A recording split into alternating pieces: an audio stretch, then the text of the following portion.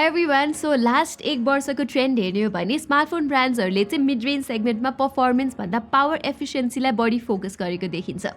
यो प्राइस रेन्जको फोनहरू जस्तै Redmi Note 11S अनि Realme 9, Honor X8 most of the phones चाहिँ स्न्यापड्रागन 680 को साथमा आउँछन्, जसमा चाहिँ डे टु डे पर्फर्मेन्स र ब्याट्री लाइफ राम्रो भए तापनि गेमिङ एस्पेक्टमा चाहिँ they are not very good.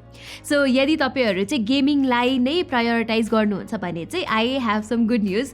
रियलमीले हालसालै नेपाली मार्केटमा यो Realme 9i 5G भन्ने फोन लन्च गरेको छ, जुन चाहिँ 30,000 मुनिको बेस्ट पर्फर्मेन्स फोन भएर निस्किन्छ।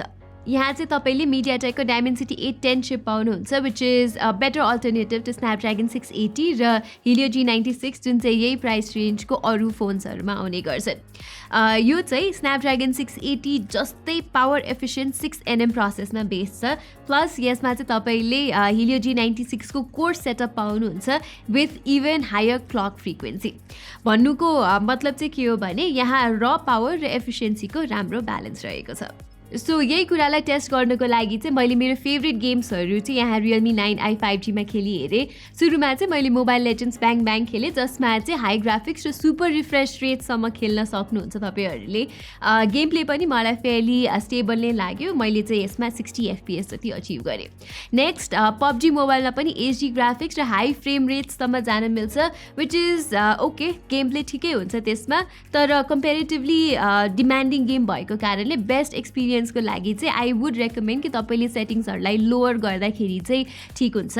यहाँ चाहिँ स्मुथ ग्राफिक्स र अल्ट्रा रिफ्रेश रेटमा यो PUBG गेम खेल्दाखेरि चाहिँ एभरेजमा 40 FPS सम्म अचिभ गर्न सकिन्छ with few dips here and there. तर एउटा थाहा हुनुपर्ने कुरा चाहिँ 20 मिनट्स जति गेम खेलेपछि चाहिँ यो अलिकति तात्न थाल्छ Realme 9i 5G, तर त्यसले गेमिङ एक्सपिरियन्समा चाहिँ त्यति धेरै अफेक्ट गरेको चाहिँ मैले पाइनँ। सो ओभरअलमा भन्नुपर्दा प्राइसको लागि Realme 9i 5G को पर्फर्मेन्स चाहिँ राम्रो छ भन्नुपर्छ।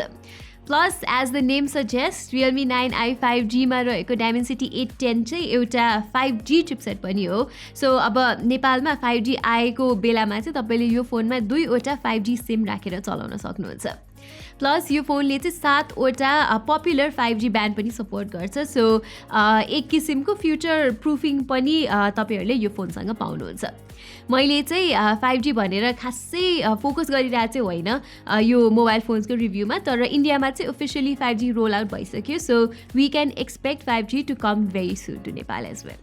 ओके, अब चाहिँ यो फोनको अरू एस्पेक्ट्सको कुरा गर्नु हो भने चाहिँ डिजाइन चाहिँ यहाँ तपाईँले देख्न सक्नुहुन्छ कि अरू Realme 9 सिरिजको भन्दा चाहिँ डिफ्रेन्ट छ। यहाँ रियलमीले चाहिँ यहाँ यस्तो फ्ल्याट फ्रेम्सहरू दिएको छ, अनि यो डिजाइन अप्रोच चाहिँ आई हेभ टु से एकदमै मोडर्न देखिन्छ।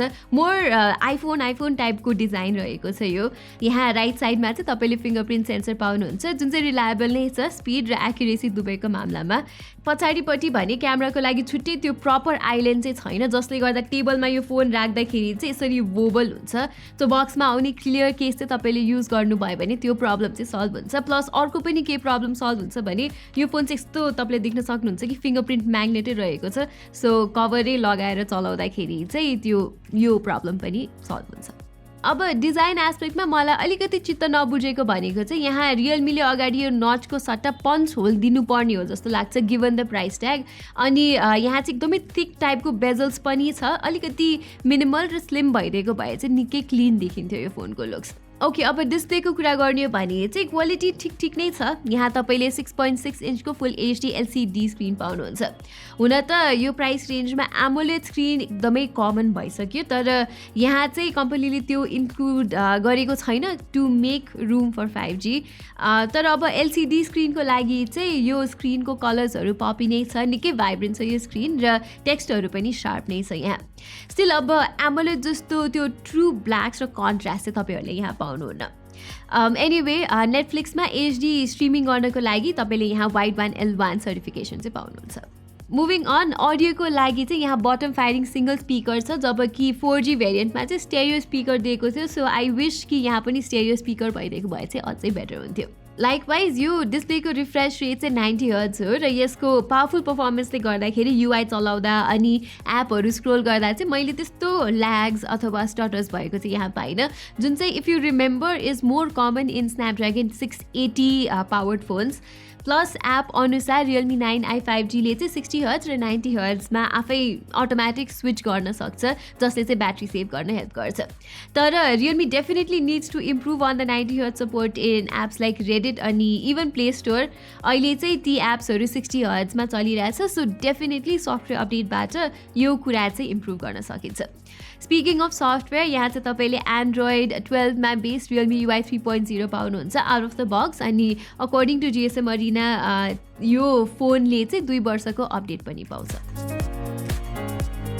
ल अब चाहिँ कुरा गरौँ Realme 9i 5G को क्यामेरासको बारेमा यहाँ चाहिँ तपाईँले पछाडि ट्रिपल क्यामेरा सेटअप पाउनुहुन्छ तर यहाँ वाइड एङ्गल लेन्स भने चाहिँ छैन त्यसको सट्टा Realmeले यहाँ 2 मेगापिक्सलको म्याक्रो र पोर्ट्रेट क्यामेरा दिएको छ यो प्राइस रेन्जमा अल्ट्रा वाइड एङ्गल लेन्स चाहिँ एकदमै नै कमन हो सो यो कुरामा चाहिँ कम्प्रोमाइज यहाँ भएको देखिन्छ ल्याटर साइड यसमा प्राइमेरी 50 मेगापिक्सलको क्यामेरा छ जसले चाहिँ प्रपर लाइटिङ कन्डिसनमा फोटोजहरू राम्रै निकाल्छ Realmeको पोस्ट प्रोसेसिङले गर्दा कलर्सहरू पपी र प्लिजिङ देखिन्छन् तर अलि ग्रीन सिनहरूको फोटोजहरू खिच्नुहुन्छ भने चाहिँ त्यो चाहिँ हल्का अननेचुरल आउँछ तर ओभरअल 30,000 मा यसको क्यामेरा चाहिँ अनपारै छ कम्पिटिसनसँग दाज्ने हो भने यहाँ अगाडिपट्टि रहेको यो सेल्फी क्यामेरा जुन चाहिँ 8 मेगापिक्सलको हो यसले चाहिँ त्यस्तो बबाल फोटोजहरू चाहिँ खिच्दैन कन्ट्रास्ट बढी भएकोले त्यति इम्प्रेसिभ देखिँदैन तर it's fine for video calls and such finally Realme 9i 5G को अर्को राम्रो पक्ष भनेको चाहिँ यसको ब्याट्री लाइफ पनि हो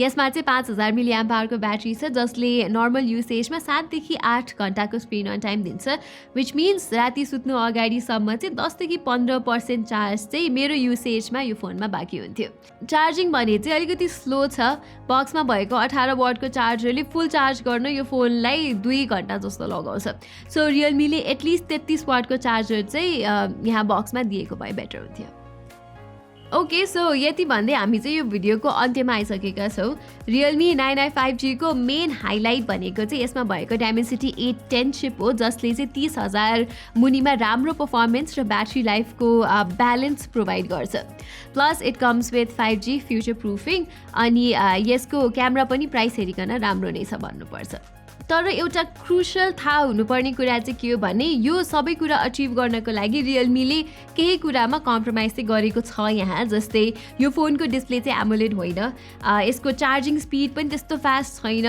यसमा अल्ट्रा वाइड एङ्गल क्यामेरा पनि छैन र यसको स्पिकर क्वालिटी पनि एभरेज मात्रै छ सो मेरो विचारमा यो फोन चाहिँ तपाईँ मल्टिमिडिया कन्जम्सनको लागि जस्तै मुभीहरू हेर्नको लागि किन्ने सोचमा हुनुहुन्छ भने चाहिँ तपाईँहरूले हल्का पैसा थपेर I think you should go with the Redmi Note 11s or the Realme 9 4G.